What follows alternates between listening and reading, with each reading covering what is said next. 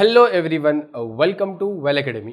तो दोस्तों, जैसा कि sequence wise and series wise आपको सारे सब्जेक्ट्स की डिटेलिंग यहाँ पर मिल रही होगी, वैसे ही आज एक हम डिस्कस करने वाले हैं हाइड्रोलॉजी एंड इरिगेशन। दोस्तों, हाइड्रोलॉजी को मैं अलग से बना सकता था, इरिगेशन को मैं अलग से बना सकता था, बट जैसा कि आप सभी को पता है यार, हम यहाँ पर एक extraordinary analysis and extraordinary detailing करने बैठे हैं, एक होलिस्टिक प्रोस्पेक्ट लेने बैठे हैं, एक सिविल इंजीनियरिंग के अंदर बेस्ट स्कोर लाने के लिए बैठे हैं।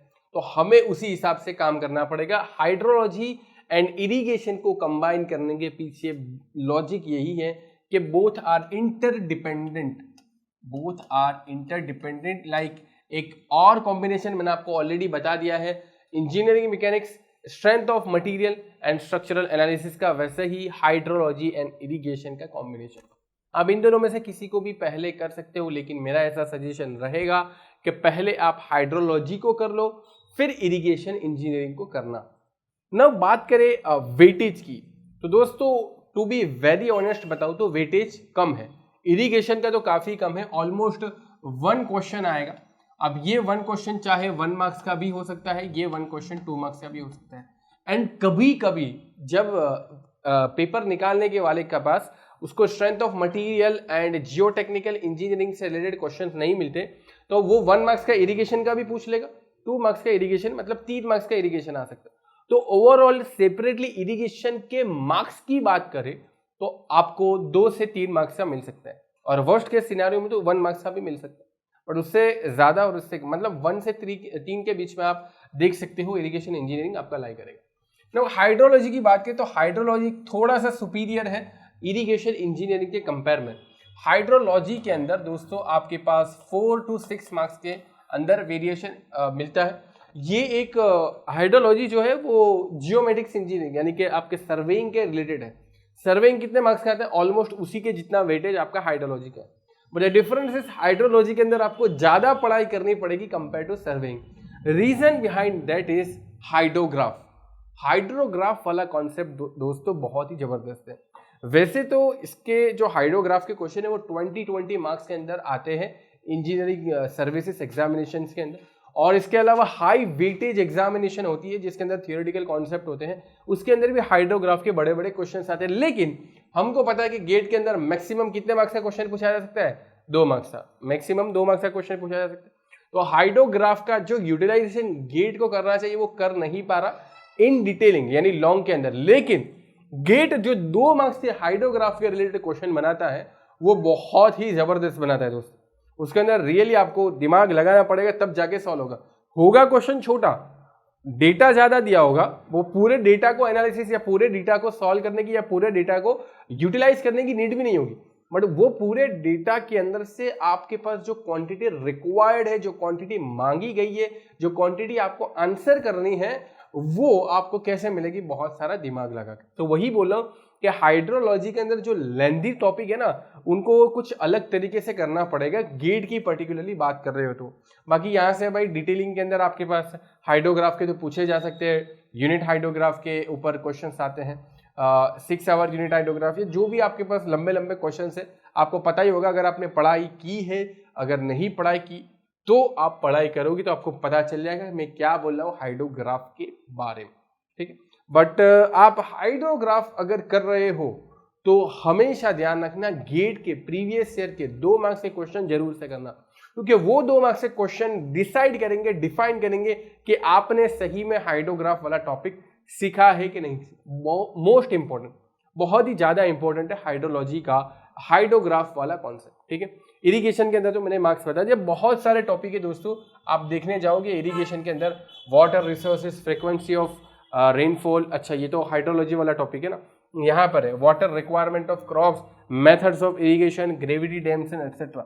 इसके अंदर ये जो मैं हमेशा से बोलता हूँ ना, डेड टॉपिक होते हैं, ठीक है, जहां से क्वेश्चंस आते ही नहीं है, वैसे ही बहुत सारे कंटेंट जो है वो इरिगेशन के अंदर। अब देखो इन्होंने सिलेबस के अंदर इतनी सारी चीजें तो लिखी है ना, क्वेश्चन कैसे आ रहा है? 1 क्वेश्चन आ रहा है, 2 क्वेश्चन आ रहे हैं, 1 मार्क्स का क्वेश्चन आ रहा है, 2 मार्क्स का क्वेश्चन आ रहा है।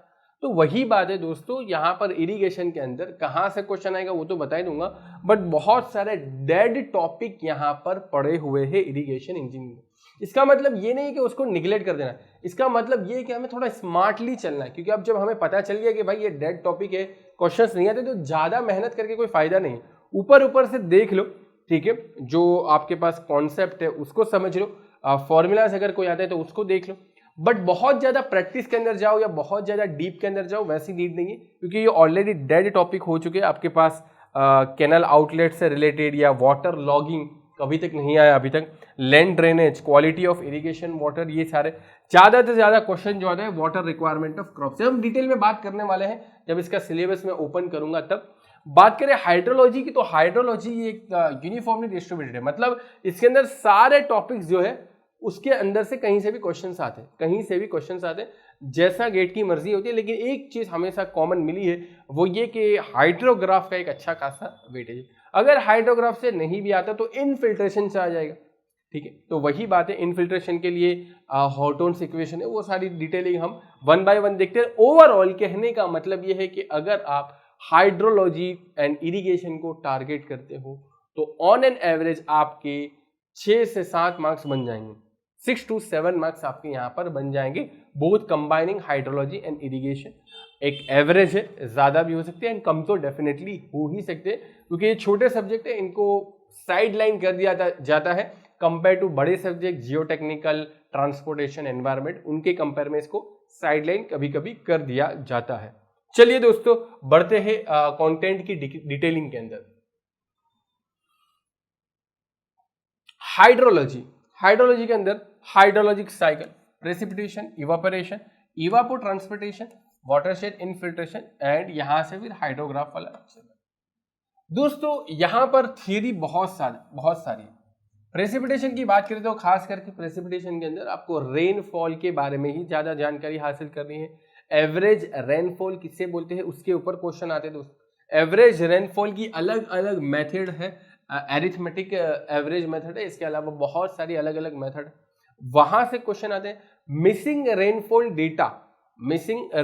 डेटा वहां से भी क्वेश्चन आएंगे। देखो ये सारी बातें इन्होंने लिखी नहीं है, बट वही बात है, हम जब क्वेश्चन या ये जो हम सिलेबस डिटेल में देखते हैं तो वही चीजें डिस्कस करते हैं जो लिखी नहीं है लेकिन पूछी जाती है। जैसा कि प्रेसिपिटेशन के अंदर रेनफॉल का ज्यादा वेटेज है, रेनफॉल के अंदर भी मिसिंग रेनफॉल डेटा या रेनफॉल एवरेज कैसे करते हैं, एवरेज रेनफॉल, वो सारी बातें। इवापोरेशन, ये यहाँ से डेफिनेशन पूछी जा सकती है, इवापोरेशन ट्रांसपोर्टेशन डेफिनेशन पूछी जा सकती है। कौन से इंस्ट्रूमेंट से आप इवापोरेशन मेजर कर सकते हो वो पूछा जा सकता है।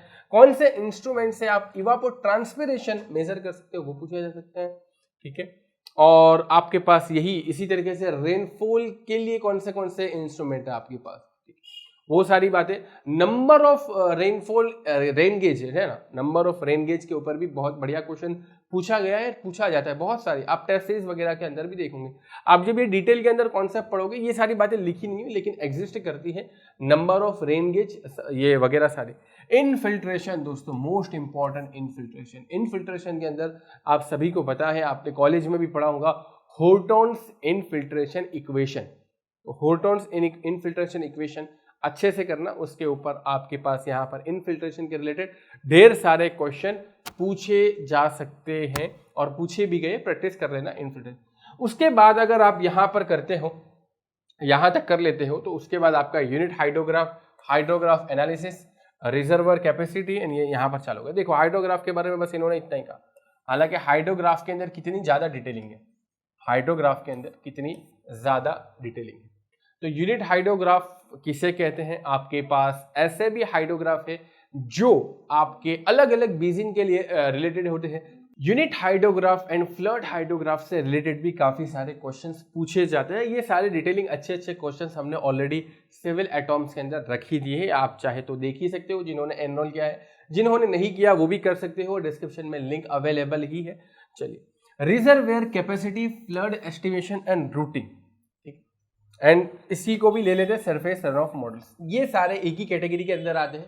यहाँ पर आपको प्रोबेबिलिटी के बारे में पूछा जाता है और प्रोबेबिलिटी के ऊपर क्वेश्चन आता है। गेट को बहुत अच्छा लगता है प्रोबेबिलिटी वाला क्वेश्चन। यहाँ से फ्लड एस्टिमेशन, ठीक है, कि भाई probability of occurring this much of flood in that much of years, ठीक है, इतने सालों के अंदर ये रिटर्न पीरियड वाला फ्लड आने की प्रोबेबिलिटी कितनी है या कितनी बार आएगा, ये सारी प्रोबेबिलिटी वाली कहानी flood estimation and flood routing से रिलेटेड आ सकती है। यहाँ पर आपको मुस्किंगम चैनल रूटिंग वाला इक्वेशन भी आपको याद रखना है और उसके ऊपर भी क्वेश्चंस आते हैं, और उसके जो कोफिशिएंट है ना, उसके जो कोफिशिएंट है C0, C1 एंड वो सारी चीजें, उनका समेशन 1 होता है। इसको भी गेट ने बहुत बार यूटिलाइज किया है। अब इसके अलावा एब्स्ट्रक्शन लॉसेस यानी कि ऐसा लॉस जो जमीन के अंदर चले जाते हैं, रन ऑफ के अंदर नहीं होता, वो रन ऑफ के अंदर जो लॉस मतलब जो रन ऑफ के अंदर नहीं होता, वो जो वाटर लॉस हुआ है, वो पर्टिकुलरली वाटर लॉस की जो क्वांटिटी है उसको हम W index and phi index के तौर पर बता सकते हैं। P-R, P मतलब ऊपर से नीचे गिरा और रन ऑफ मतलब रन ऑफ हो रहा है। तो गया का जो इन दो P और R के बीच में का जो वाटर है वो कहाँ चला गया, वो लॉस हो गया। तो ये लॉस कितने टाइम में हुआ, तो डिवाइडेड बाई T। तो लॉस का यहाँ पर रेट मिल जाएगा। W index and phi index के रिलेटेड बहुत सारे क्वेश्चंस यहाँ पर पॉसिबल है। तो वो W index and phi index के बहुत इंपॉर्टेंस है दोस्तों। आपने कॉलेज के अंदर भी हाइड्रोलॉजी पढ़ा होगा तो आपको पता होगा, एंड उसके बाद आप हाइड्रोग्राफ वाला कॉन्सेप्ट करोगे तो आसानी से आपको समझ में आ जाएगा। उसके बाद दोस्तों यहाँ पर एक कॉन्सेप्ट है ground water hydrology, steady state well hydraulics aquifers, application of Darcy law. दोस्तों ये जो टॉपिक है ना, ये टॉपिक को बहुत सारे लोग जियो टेक्निकल इंजीनियरिंग का हिस्सा मानते हैं, कुछ लोग इसको एनवायरमेंटल इंजीनियरिंग का हिस्सा मानते हैं, एंड कुछ लोग इसको तीनों का हिस्सा मानते हैं, मतलब जियो technical engineering, environmental engineering and hydrology. तो हकीकत में क्या है दोस्तों, हकीकत यही है कि ये सोलो अगर इंपॉर्टेंस वाइज देखा जाए तो ये हाइड्रोलॉजी का टॉपिक है, वेल हाइड्रोलिक्स। ठीक है, इसके अंदर बढ़िया क्वेश्चन पूछे जाते हैं, आपको पता ही होगा। इवन 2021 गेट 2020-21 के अंदर भी वेल हाइड्रोलिक्स से रिलेटेड बहुत बढ़िया क्वेश्चन पूछा गया है। आपने कर लिया होगा ऐसा मैं उम्मीद करता हूँ, नहीं किया है सिविल एटॉम्स के अंदर कहीं ना कहीं आपको मिल ही जाएगा। तो मैं ये बताने वाला था कि ये वेल हाइड्रोलिक्स वाला टॉपिक एक्चुअली है किसका। तो सोलो अगर इंपॉर्टेंट वाइज देखा जाए तो वो हाइड्रोलॉजी का ही टॉपिक है, बट ये आपको जियो टेक्निकल के अंदर भी हेल्पफुल करता है और ये आपको एनवायरमेंटल इंजीनियरिंग के अंदर भी कॉन्सेप्ट सीखने के अंदर इंपॉर्टेंट है। क्यों, मैं आपको इसका रिलेवेंस समझाऊं, आपको मजा आ जाएगा।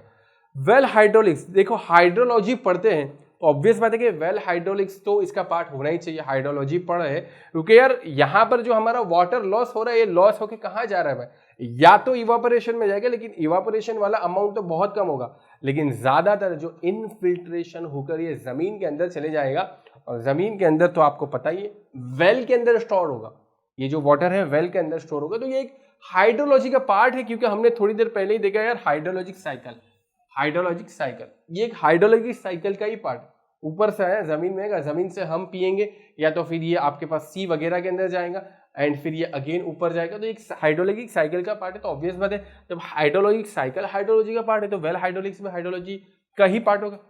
तो जियो टेक्निकल के अंदर ये कैसे इंपॉर्टेंट है, जियो टेक्निकल के अंदर दोस्तों आपको एक परमिएबिलिटी करके कुछ आता है के, तो परमिएबिलिटी इसके अंदर इंपॉर्टेंस, एक परमिएबिलिटी पानी को जमीन के अंदर जाने की जो एबिलिटी, उसी को ही परमिएबिलिटी बोलते हैं। तो जब आपका वाटर जब सॉइल के अंदर जाता है तो कौन से रेट के अंदर से वो सॉइल के अंदर पेनिट्रेट होता है, उसी एबिलिटी को परमिएबिलिटी बोलते हैं। ऊपर से बोल रहा हूं, ठीक है। तो के, तो वहां पर हमें के फाइंड आउट करना है, परमिएबिलिटी। और परमिएबिलिटी फाइंड आउट करने के बहुत सारे तरीके, उसमें से एक आपका ये भी मेथड्स है वेल हाइड्रोलिक वाला, वेल हाइड्रोलिक के जो इक्वेशंस है उसको यूटिलाइज करके भी आप परमिएबिलिटी फाइंड आउट कर सकते हो। अब बात करें एनवायरमेंट में कैसे इंपॉर्टेंट है दोस्तों, एनवायरमेंट के अंदर हमारा स्टार्टिंग ही होता है वाटर डिमांड से। किससे, वाटर डिमांड। अब जब वाटर डिमांड है तो वाटर रिसोर्सेज भी तो पता होना चाहिए। वाटर डिमांड है तो वाटर डिमांड को सेटिस्फाई करने के लिए वाटर रिसोर्सेज पता होने चाहिए। तो वाटर रिसोर्सेज जाएंगे तो उसके अंदर सरफेस हो गए एंड सब सरफेस रिसोर्सेज हो गए।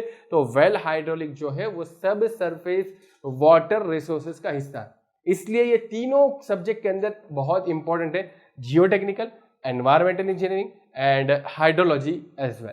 ठीक है, तो दोस्तों ये हमने पूरा डिटेल में डिस्कशन किया हाइड्रोलॉजी का। उम्मीद करता हूं कि आपको समझ में आ गया होगा। अब बात करते हैं दोस्तों इरिगेशन इंजीनियरिंग की। दोस्तों अब बात करते हैं इरिगेशन इंजीनियरिंग की। इरिगेशन इंजीनियरिंग के अंदर दोस्तों types of irrigation system and methods, theoretical portion है, कंप्लीटली थियोरेटिकल पोर्शन। इसके बाद बात करें तो crop water requirement and duty and delta. Duty and delta के बीच में एक रिलेशन है 8.64 बी डिवाइड बाई डेल्टा। दोस्तों ये जो इक्वेशन है बहुत छोटा है और इसके अंदर सारे यूनिट्स आपको पता होना चाहिए, लेकिन आप मानो या ना मानो हर साल almost 8.64 B divide by delta का एप्लीकेशन होता है। हर साल आपके पास गेट में इसके रिलेटेड क्वेश्चन मिल जाएंगे। सिर्फ और सिर्फ गेट की बात नहीं करता मैं, एसएससी जेई वगैरह की बात करूं, इंजीनियरिंग सर्विसेज एग्जामिनेशन की बात करूं, हर के एग्जामिनेशन के अंदर आपको duty, delta and base period B के रिलेटेड क्वेश्चंस मिलने की प्रोबेबिलिटी है, तो इसको अच्छे से करना। इसके अलावा जो सबसे इंपॉर्टेंट पोर्शन है दोस्तों, crop water requirement. Crop water requirement यही टॉपिक जो है ये पूरे इरिगेशन इंजीनियरिंग को बचाए हुए हैं। बाकी इरिगेशन इंजीनियरिंग के सारे टॉपिक ऑलमोस्ट डेड है, कुछ नहीं आता, बट इरिगेशन इंजीनियरिंग का क्रॉप वाटर रिक्वायरमेंट ऐसा टॉपिक है जहां से बहुत सारे क्वेश्चंस हर साल पूछे जाते हैं। The reason behind this is कि यहां पर क्रॉप वाटर रिक्वायरमेंट ये रियल लाइफ के अंदर भी बहुत ज्यादा इंपॉर्टेंट है, ये रियल लाइफ के अंदर भी बहुत ज्यादा इंपॉर्टेंट है। और दूसरी बात ये कि यहाँ पर इक्वेशंस ज्यादा है, यहाँ पर इक्वेशन ज्यादा है, और इक्वेशंस ऐसे भी नहीं है कि भाई एक बार इक्वेशन लिख दिया और इक्वेशन के अंदर वैल्यू रख दिया और आंसर आ गया, ऐसा भी नहीं है। यहाँ पर इक्वेशन के अंदर ढेर सारा मॉडिफिकेशन है बेस्ड ऑन गिवन डेटा। क्या डेटा आपको दिया गया है उसके ऊपर से इक्वेशन के अंदर कौन सी वैल्यू रखनी है और वो वैल्यू के बाद फाइनली आंसर आता है। तो ये एक गेट का एक कोर कंपिटेंसी होगी। गेट को यही तो, ऐसे ही तो लोग चाहिए जो ऑन द स्पॉट फॉर्मूला को समझ सके, on the spot formula create कर सके एंड उसका आंसर दे सके। इसीलिए crop water requirement, duty and delta, ये सारे टॉपिक्स बहुत बार पूछे जाते हैं। ड्यूटी एंड डेल्टा तो सिंपल टॉपिक्स के अंदर आता है, इसके अंदर तो फॉर्मूला के अंदर कोई भी मॉडिफिकेशन नहीं किया जा सकता, यही फॉर्मूला है। बस एक मॉडिफिकेशन आप ये कर सकते हो कि यूनिट को चेंज कर दो, यूनिट को चेंज कर दो। आप बी यहाँ पर डेज के अंदर है तो डेज की जगह आप ईयर के अंदर कर दो, या मिनट के अंदर कर दो, या सेकंड के अंदर कर दो, तो फॉर्मूला के अंदर थोड़ा चेंज आएगा। डेल्टा जो आपका है ये आपका मीटर के अंदर होना चाहिए, अगर उसको सेंटीमीटर में रखोगे तो फर्क हो जाएगा। आपका ड्यूटी जो है वो हेक्टर पर क्यूमेक्स, हेक्टर पर क्यूमेक्स मतलब हेक्टर पर मीटर क्यूब पर सेकंड के अंदर है। अगर आप हेक्टर के अंदर चेंज कर दो या मीटर क्यूब पर सेकंड के अंदर चेंज कर दो तो अगेन ये फॉर्मूला के अंदर चेंज हो सकता है। उसके बाद जितने भी टॉपिक बचे हैं दोस्तों ये ऑलमोस्ट डेड है, यहाँ से कोई खास टॉपिक या कोई क्वेश्चन आने की संभावना नहीं है। लेकिन ग्रेविटी डैम्स जो है ये आजकल बहुत ही ज्यादा trending, gravity dams, gravity dams के रिलेटेड 2015 के अंदर भी क्वेश्चन आ चुका है एंड अभी रिसेंटली बात करी तो 2020 के अंदर भी क्वेश्चन आ चुका है ग्रेविटी डैम्स के अंदर। उसके अंदर इसकी जो प्रोफाइल है, इसकी जो प्रोफाइल है ग्रेविटी डैम्स की, उसके रिलेटेड क्वेश्चंस आते हैं। No tension condition and no sliding condition के ऊपर भी बहुत सारे क्वेश्चन आते हैं। No tension condition and no sliding condition, बस ग्रेविटी डैम्स के अंदर ये वाला टॉपिक देख लेना। बाकी देखने जाए तो अगर आपके पास टाइम है तो आप डिटेल में जा सकते हो, लेकिन मैं ऐसा नहीं बोलता हूँ कि सारे टॉपिक आपको ये जो है वो आपको निगलेक्ट करने हैं, बट आपको ये सारे टॉपिक्स की थियरी तो एक बार देखते ही जाना है, ताकि ऐसा ना हो कि इरिगेशन इंजीनियरिंग का कोई टॉपिक जो थियोरिटिकल हो, जो आने वाला हो और हमने स्किप कर दिया। क्योंकि हमारा अल्टीमेट टारगेट तो दोस्तों यही है, मैक्सिमाइज योर गेट स्कोर, यही हमारा टारगेट है। और उसी के बेसिस पर हमने जो इंपॉर्टेंट चीजें उसको तो डिस्कस कर लिया, लेकिन जो चीजें डेड है, जो नहीं आने वाली, उसको भी कंप्लीटली निगलेक्ट नहीं करना है, उसको भी एटलीस्ट एक बार तो दोस्तों देख ही लेना है। उम्मीद करता हूं कि हाइड्रोलॉजी एंड इरिगेशन का ये कॉम्बिनेशन एंड ये डिटेलिंग आपको हेल्पफुल रहा होगा, आपकी प्रिपरेशन के अंदर काफी इंपॉर्टेंस क्रिएट किया होगा। एंड इसी के साथ सेशन को एंड करते हैं। Bye, take care.